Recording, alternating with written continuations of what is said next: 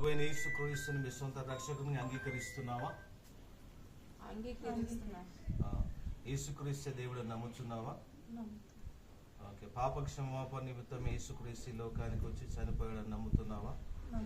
నా పాపం కొరకు మరి నీ పాపం కొరకు మనుషులందరి పాపం కొరకు యేసుక్రీస్తు వారి లోకానికి వచ్చి చనిపోయాడని నమ్ముతున్నావా?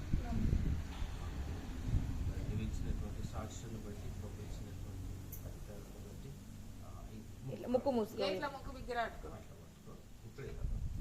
ముంచినప్పుడు ముక్కు బిగ్గరాటుకో. ముక్కులకు నీళ్ళు పోతాను.